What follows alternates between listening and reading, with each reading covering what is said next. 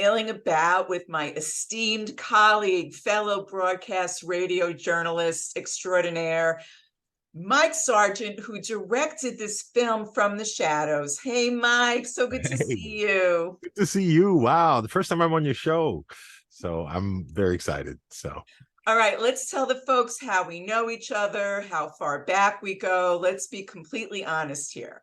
well, we go back to the early 21st century because I took over as the film critic for WBAI after Paul Wonder passed.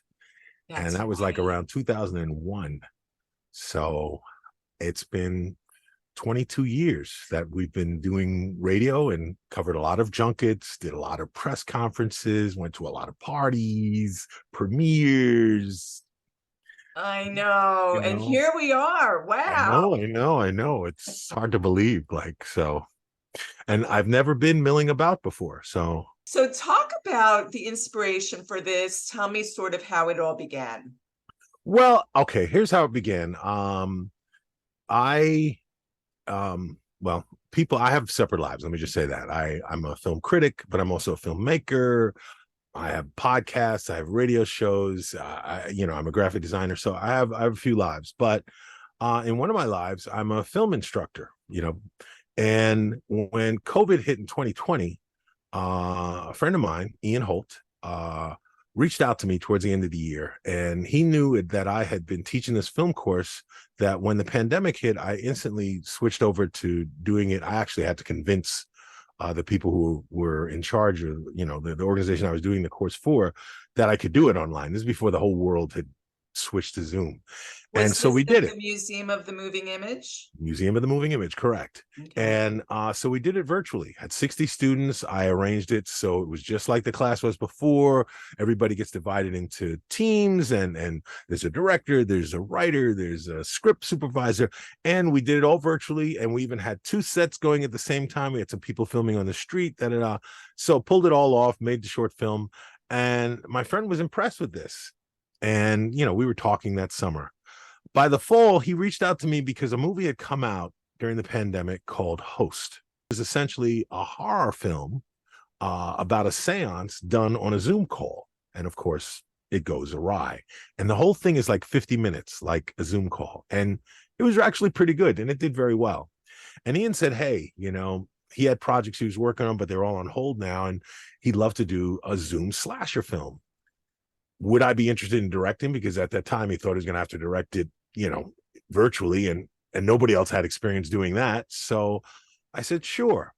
And for me, I'm not so much a horror fan as I am, just a good movie. And I'm much more interested in like H.P. Lovecraft, than let's say a slasher film. So a lot of those elements kind of came into it. So it's more, you know, there's a psychological element to it. There's there are a lot of elements in there. Hopefully you caught all of that, but that's how it came to be. And then eventually it was almost a year later, we finally filmed, and that's kind of how it started. It's So interesting you say that you're not a fan of the horror genre, because I hate the horror genre, especially when they slash and all that disgustingness. But that being said, this movie was so much fun because you're using screens, you're using an iPhone, I believe, at certain times. It's very now, and I was so impressed with the special effects. And also you got tremendous talent, Mike. I know. We were very lucky. First of all, a shout out to the effects. That's Ryan Kelly. He was our editor, and he was also our effects supervisor. But yeah, getting somebody like Keith David and Bruce Davison, I you really know. have no idea. They're both like icons for me. I literally used to do sound bites of Bruce Davison in the beginning of my radio show for like 15 years. Okay. Really? Yes. He did a movie called The Lathe of Heaven that I saw like I was like a teenager, and ever since then been a fan. I mean, of course I love Willard, but Lathe of Uh, Heaven was the movie for me. So I followed his career ever since then. does he know this? Did you tell I him? did tell him, well, what not only did I tell him, but and he didn't even remember when we started filming. I had him on my radio show maybe like 10 years earlier, which was like a big deal, you know. So, but it was, you know, it was on the phone, so we never actually met face to face. So I did remind him, and he was like, "Yeah, I kind of remember doing this weird late night radio show." And so yeah, I love it. it was like a dream come true for me to work with, you know, literally these are great actors. Yeah, yeah. And also, I don't want to give too much away, but what a great makeup job on Keith David.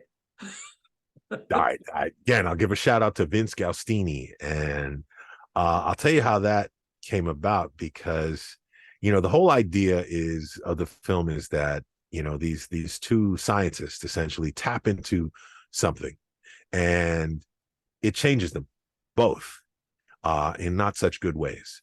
And I wanted the Keith David character to have kind of been pulled literally into this force, and it was pulling at him, and it's actually distorting him, and every time he passes from one dimension to the other, he's getting more and more distorted. But I didn't want it to get like crazy, so I did research for actual people who are actually deformed, you know, real deformities, actual genetic deformities. And I found like this is exactly what I want, you know, like something that could be real.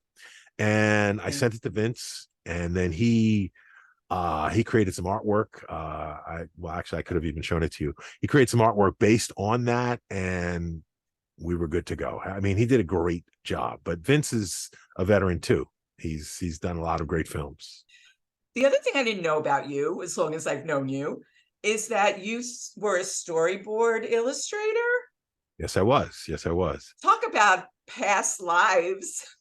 I've had a lot of lives. Well, I used to do okay. My background before I was ever doing radio is in art. I went to high school of art and design.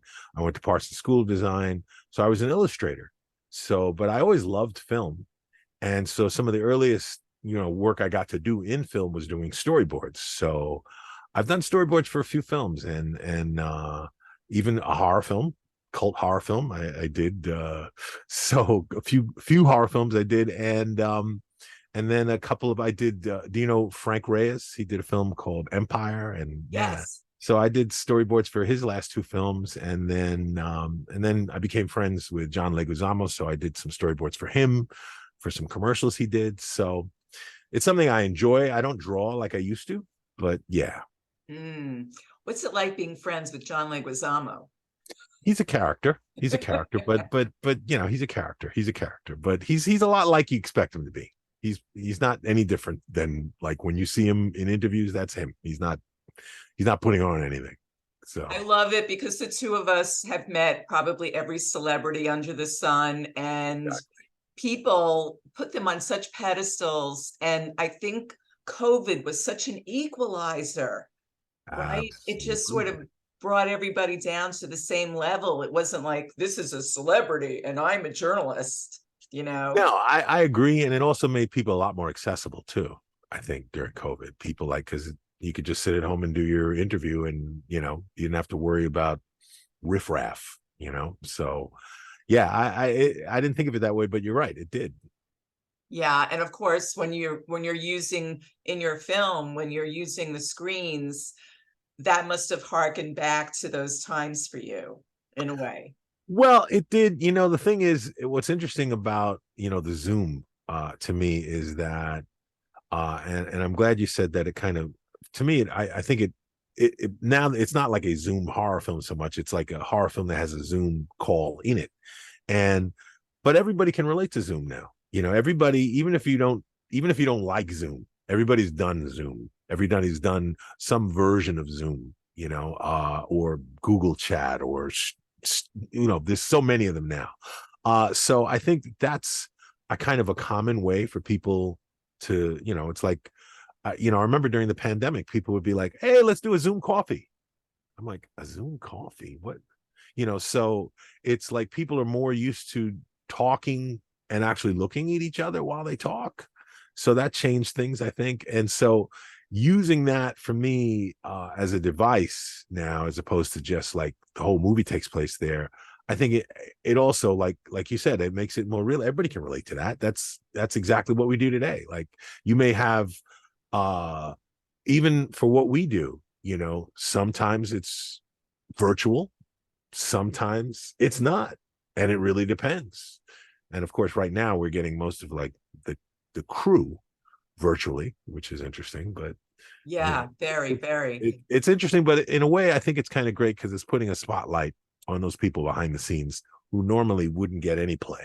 You know, I mean, we live in an age now where you watch Netflix or Disney Plus, like as the credits come up, they're already previewing the next thing and they're ready to swoop that. So you don't, you know, it's like credit don't mean anything. So I kind of like the idea that we're giving credit to those people who are in the credits that get skipped over now. You know what I mean? Yes, the below the liners, if you The will. below the liners, exactly. So I love talking to costume people yeah. and crafts people. Like you said, they just are not getting their due. Well, they never have. They're only now like, you know, they'll, you know, I got offered the unit publicist from the original Exorcist film. I'm like, okay. That would be a great interview. Yes. So yeah, you know, like now I'm fascinated. So these are, but again, these are things, these are perspectives on filmmaking we probably haven't heard before. So I like that. Mm. I want to talk to you about some of the cameos. Dr. Dre is in this. How Yes. do you know Dr. Dre? All right. Well, first of all, Dr. Dre's in my first film too. Okay. So if you ever get a chance to see, I did a film called Personals, which actually Yep. got later retitled Hooked Up. Dr. Dre's in that too. But actually, I know Dr. Dre through Ian. So both Dr. Dre, Ed Lover's in there for a quick second. And but Dr. Dre, you know, he's been very supportive, like for everything that I've done. So I have to definitely give a shout out to Dre as well to say, yeah, getting Dr. Dre was fun, you know. And his music is in there, or did you want it in there? Well, okay, you're talking about music. We got Alan Howarth, who is, you know, for horror fans, you know, he did most of the Halloween films. He did The Thing. He did, you know, They Live. He did all the Carpenter things. So he's sort of a also like horror royalty. So, and his approach, I mean, he actually did some of the music, like that theme you hear for Dr. Dre. That was Alan Howarth, you know, doing some hip hop, which was like, okay. You know, to me, the score and the sound is just as much a part of what creates the atmosphere as any of the visuals you could possibly have. Absolutely. And also you've got quite the background in sound, and your voice is stunning to begin with. You know, of course, Well, you're on thank you. radio. Thank you, Robin. So you have that background with sound. Well, I do have the background with sound. And so, yeah, sound design was definitely something that to me was always going to be an important element in the film, you know, the sound and what we hear, you know, and even hearing the sound just before the scare, you know, because of how we perceive things. So there are a lot of things that, for me, sound wise, when it came down to the editing that, you know, made, you know, to me, it's a big part of what makes a horror movie is the sound, you know, because you don't have to see so much, but if you hear the blood or you hear, you know, a shriek, you know, like in Psycho, as it were, you know, those shrieking violins is more memorable than anything.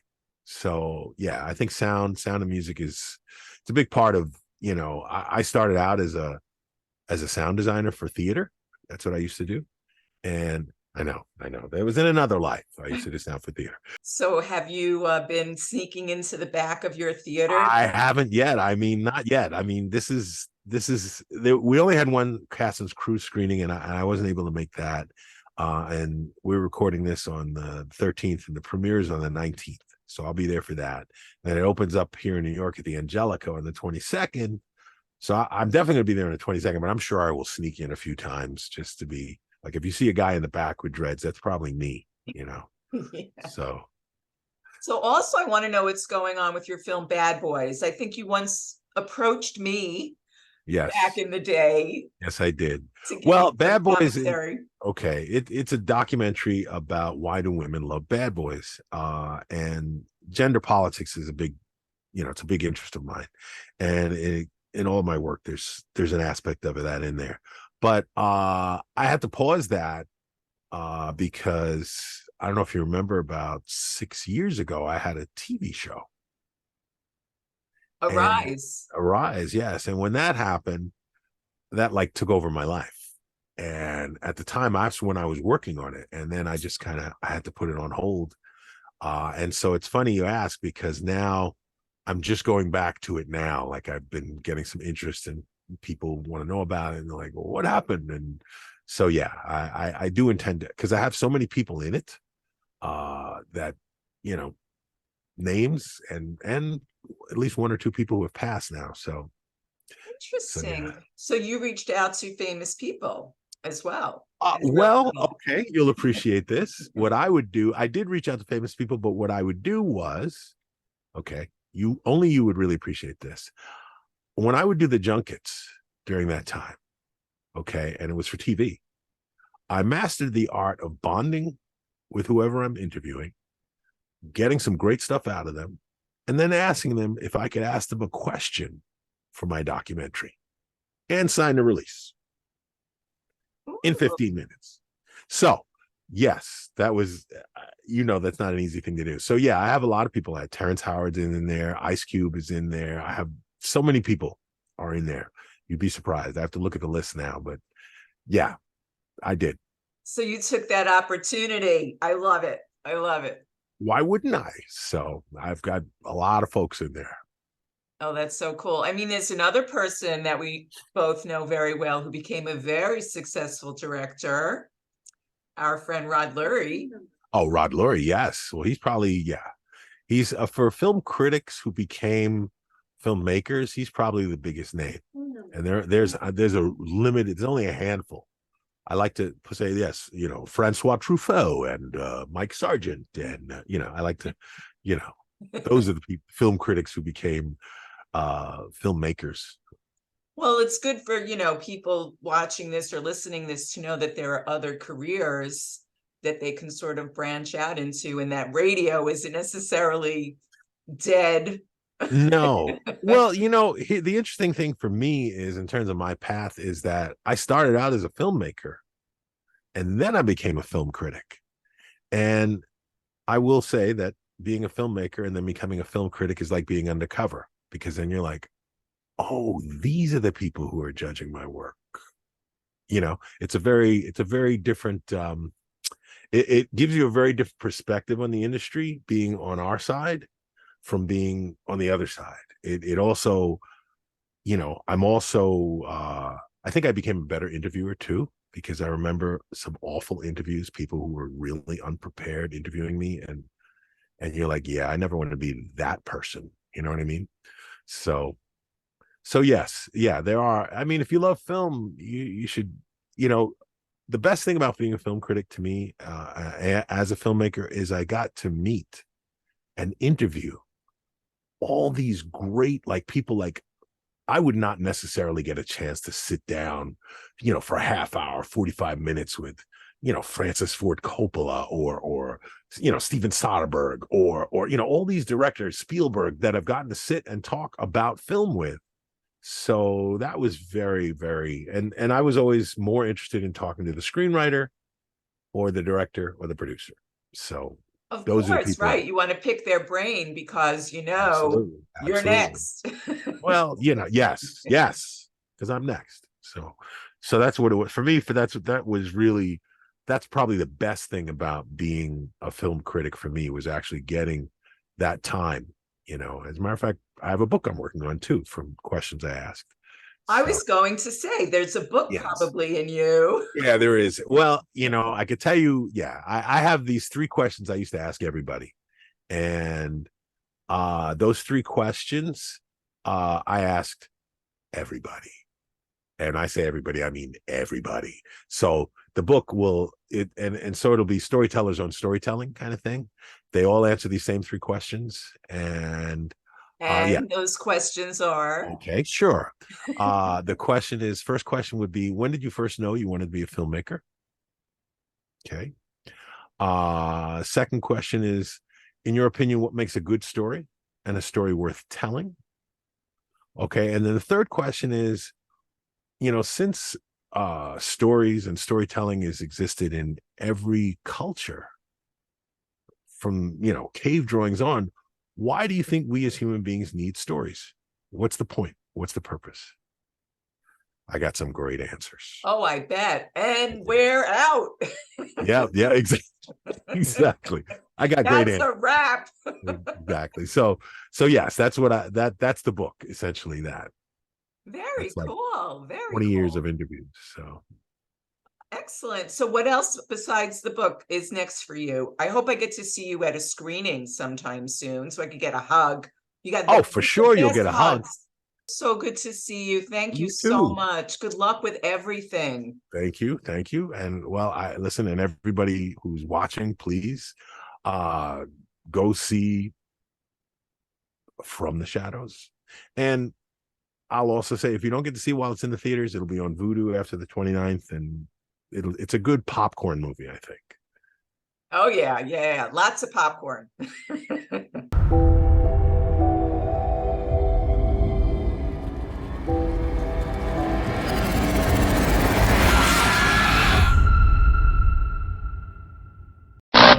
Always news. Always refreshing. Always candid. Always milling about. Robin Milling delivers what celebrities are saying to you.